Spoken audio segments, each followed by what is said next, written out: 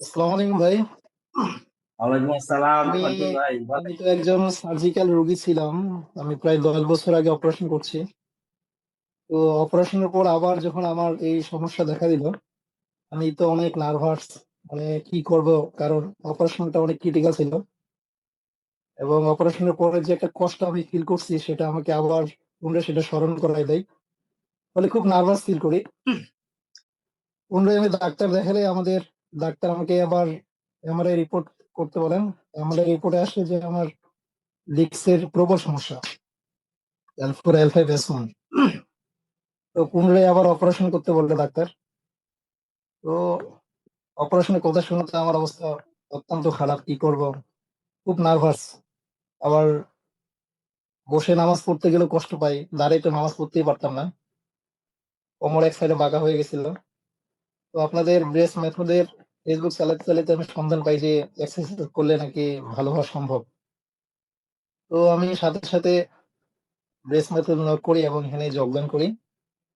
তারপর থেকে আলহামদুলিল্লাহ আপনার অত্যন্ত এক্সারসাইজের যে গুরুত্ব এবং আন্তরিকতা এর মাধ্যমে আমি এক্সারসাইজ করতে থাকি। তো প্রথম ১ মাস আমি এটার সফলতার মুখ দেখতে পাইনি। ব্যথার ওষুধ খাইতাম, বাট আমি এটার সাথে লেগেই ছিলাম। ১ মাস পরে আমার ব্যথা কমতে থাকে। আমি ব্যথার ওষুধ পুরোটাই বাদ দিয়ে দিই। দাঁড়িয়ে নামাজ পড়তে পারতাম না ঠিক, কিন্তু বসে নামাজ পড়তাম, ব্যথার ওষুধ খাইতাম না। ২ মাস পরে আমার এটা একবারে কমপ্লিটলি মানে ব্যথাটা নিয়ন্ত্রণের মধ্যে চলে আসে। ব্যথা ২ মাস পর আমি দাঁড়ায় নামাজ পড়ি এবং বর্তমানে প্রায় ৩ মাস মাশাআল্লাহ। চলে যায়। ৩ মাসে আমি এখন মানে কি বলবো, খুব সুন্দরভাবে হাঁটতে পারতেছি। তো আমি যে হাঁটতে পারি, দাঁড়াইতে পারি, আগে তো পায়ে ভর দিলে আমার ভিতরে কি মানে আত্মা শুকিয়ে যাচ্ছে এই অবস্থা। এত ব্যথা, রগ ছিঁড়ে যাচ্ছে। তো এখন দাঁড়াই, ভাই দেখছি হাঁটি বাঁকাও, বাজারঘাটে তোমার যাই। জন্য তো বাঁকাও হয়ে গেছিল।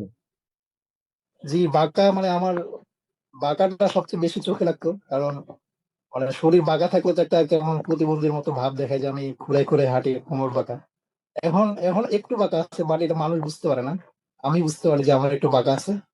এবং যারা জানে যে আমার কোমরে ব্যথা, তারা একটু ফিল করে যে বাঁকা একটু আছে, কিন্তু যারা জানে না তারা এটা বুঝতে পারে না যে কোমর বাঁকা আছে। মাশাআল্লাহ। বিএস মেথডকে আমি অত্যন্ত ধন্যবাদ দিব, অসংখ্য ধন্যবাদ যে তারা খুব নিষ্ঠার সহিত আমাদেরকে ট্রেনিং দিয়েছেন এবং এই ট্রেনিং আলহামদুলিল্লাহ আমি ব্যক্তিগতভাবে অনেক উপকৃত হয়েছি। তো আল্লাহর কাছে শুকরিয়া জ্ঞাপন করি আপনাদের থ্যাংক ইউ জন্য। তোবাদুল ভাই। যারা আমার মতো খুব মানে এই ব্যথায় জর্জরিত, তারা আপনাদের এই সন্ধান পাক এবং অপারেশনের দিক থেকে ফিরে এসে এই যে একটা ট্রেনিং এর মাধ্যমে তারা পূর্বের জীবনে ফিরে যাক, এই দোয়া করি।